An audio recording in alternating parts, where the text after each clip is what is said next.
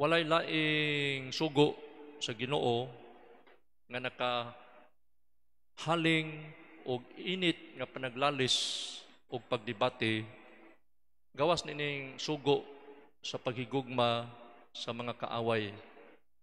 There is no other commandment that causes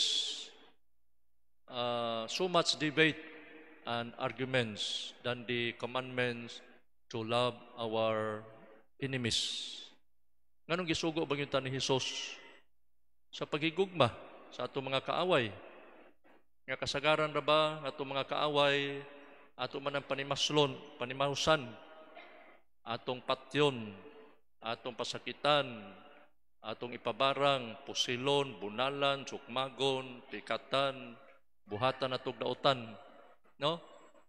Unya kasagaran sa mga daotan atong mga kaaway, kasagaran sa mga kaaway, dili man gyud nato higugmaon. Malipay magitag, mahidangat sila sa mga daotan nga mga panghitabo, no? Labi na ito mga kontrag maligsan, malipay kita, no? Kanay mga nanglibak na to nga mahiluan, bahag kita. Kanay mga tao nga sige daot na to, unya mapusila. Muna'y kasagarang reaksyon sa mga tao. Nga atong mga kaaway, atong panimausan, atong ikalipay ang mga daotang hitabo sa atong mga kaaway. Pero nga naman sa Ebanghelyo, ng Ginoo, hingusganon man gyud nga kaduhan niya balika sa Ebanghelyo, nga higugmaan ninyo hinuon ang inyong mga kaaway. Una sa tanan, si Jesus nagsugo kanadto paghigugma sa mga kaaway, pero sa iyang pagsugo, siya sad mibuhat.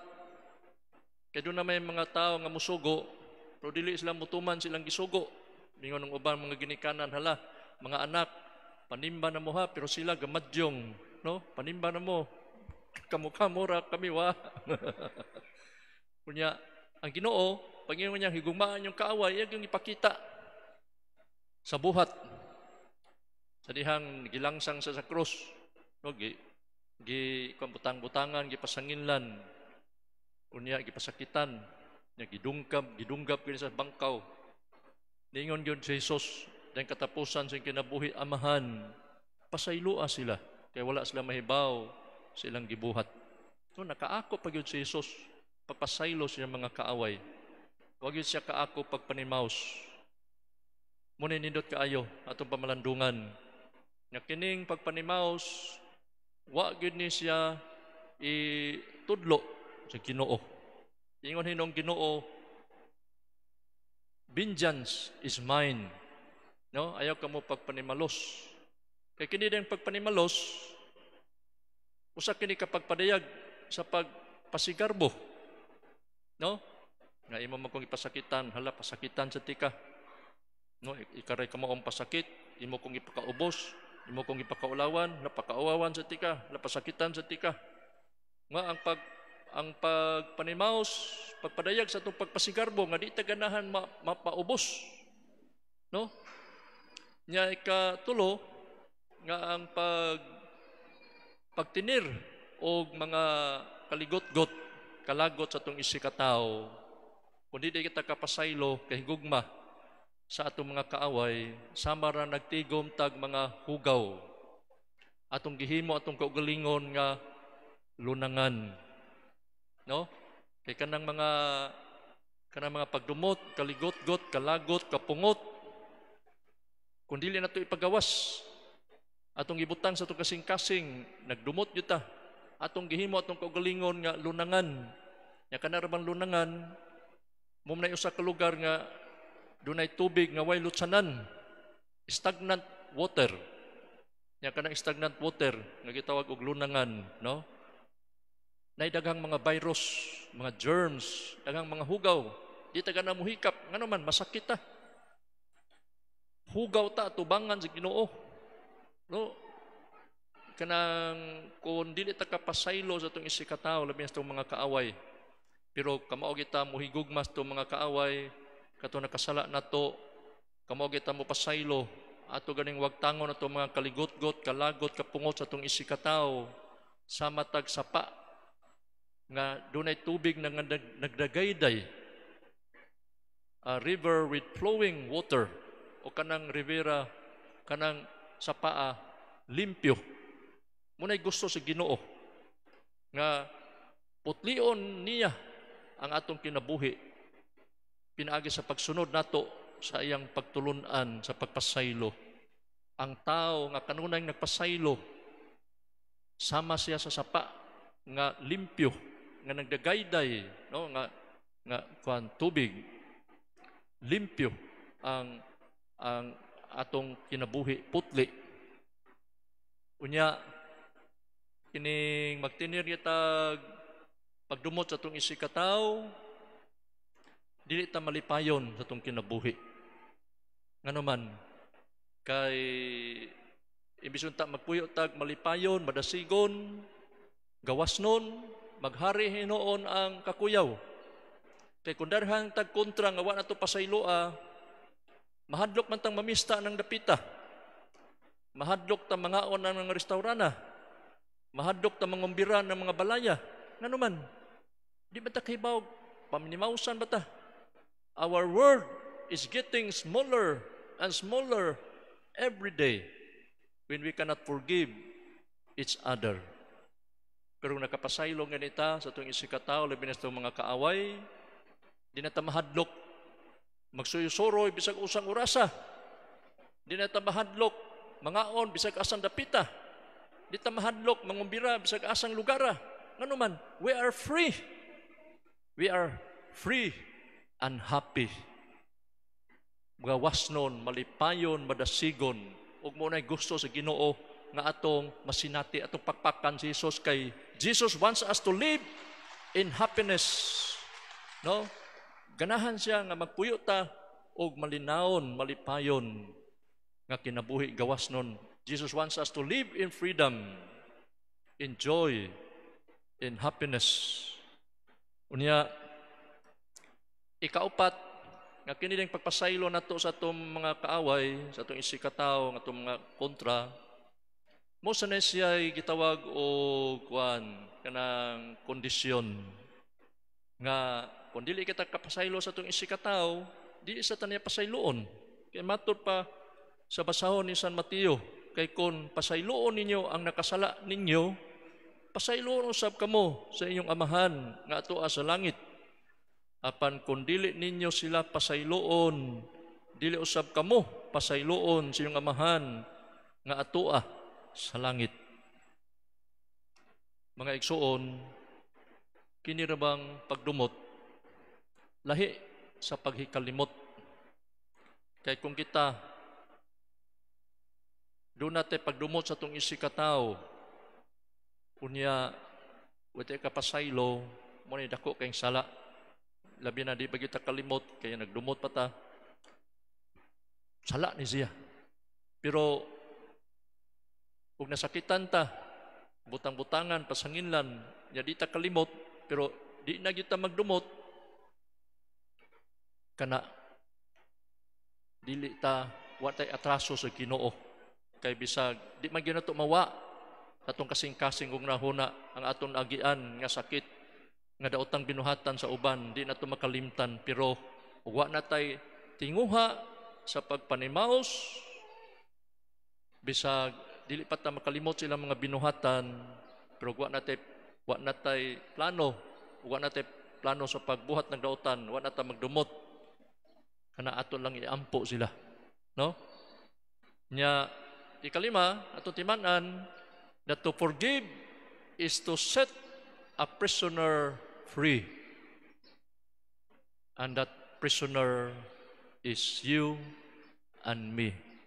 Nga, ang kadinang pagpasaylo, labi na sa mga kaaway, maoy pagpagawas sa usa ka binilanggo. O kinsa man binilanggo, kita, ikaw o ako, kuno na kita'y pagdumot sa itong isikataw. Kaya kini mga tao nga di makapasaylo, no?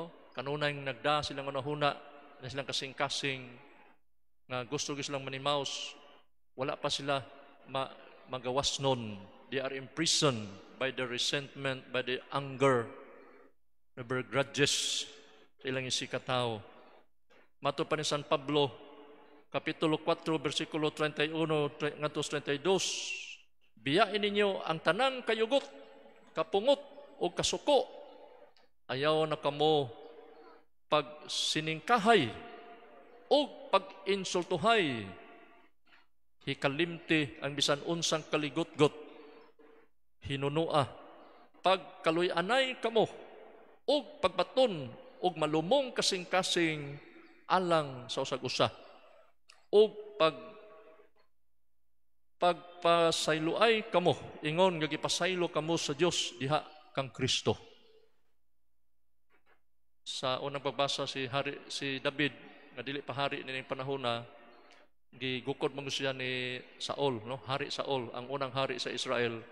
Kay nasina man gud si Hari Saul, nga sa dihang gikan sila sa panggubatan batok sa mga Pilistihanon. Ang mga babae sa Israel nag-awit nga si Hari Saul ang yan napatay tiglibo, no?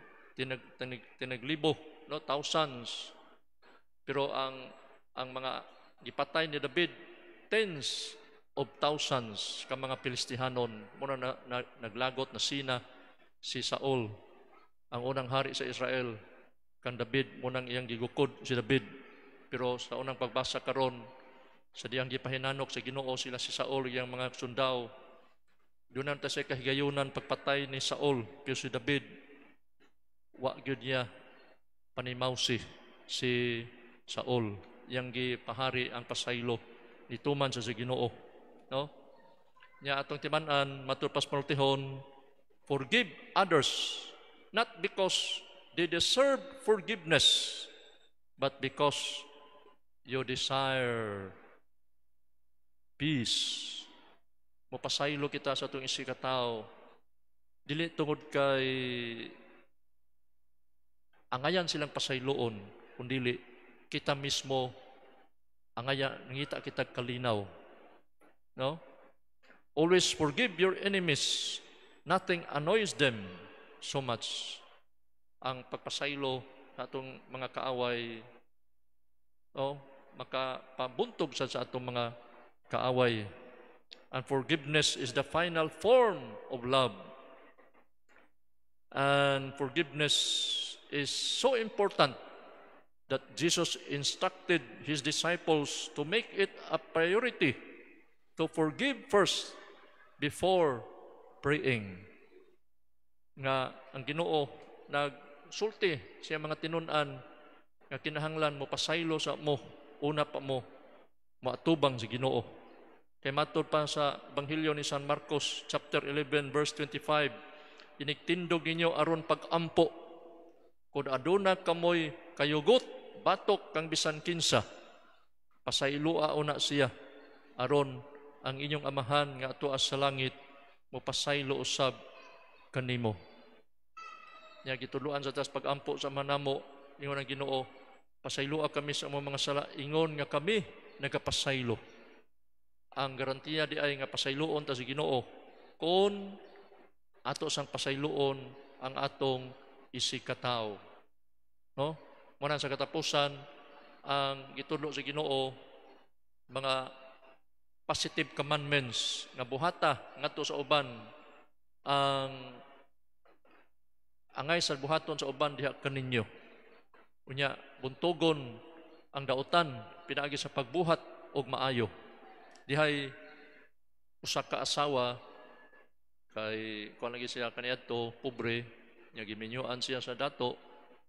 Unya malipayon ka sila primero mga pila ka tuig, pag after 5 years ang bana mudagmal naman sa asawa, nya maghilak intawong asawa, nya buybuyon siya, inon siya sa bana nga kun dili patungod nako di gyud ka makakaon og lami og mga sudan og makasininag mga bag-o, mga mahalon.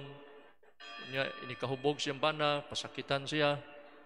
Yang asawa maghilak ra, di siya musukol, di siya manimaus. Usa ka higayon ni ana ang iyang bana nag-drive auto, kusog kang dagan, nabangga bitan ang auto, boom! So na ospital lang iyang bana. Nya So, pila ka buwan sa ospital, pagkaayo na, nabuta ang bana dito sa balay, atiman ng asawa, pagkaon, padayon siya, atiman siyang bana.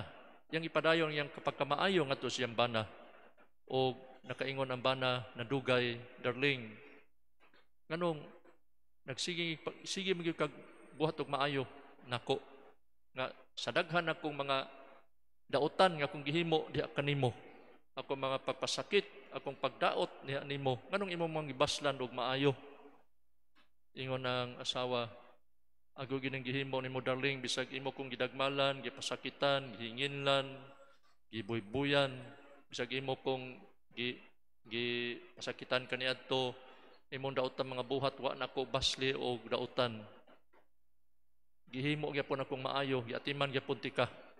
Dibaw kang ano, tungod kay ako nahigugma kanimo. It is love which moves Jesus.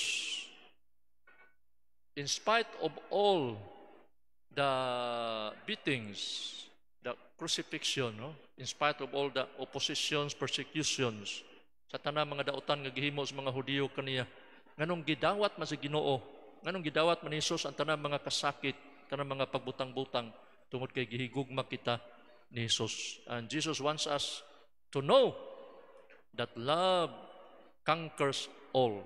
Muna kita usab, gisultian tiga sa Ginoo, nga ipakita natong paghigugma, labi na sa mga kaaway, aron mabuntog ang atong mga kaaway, kay way laing makabuntog sa dautan, gawas lamang sa pagbuhat ug maayo.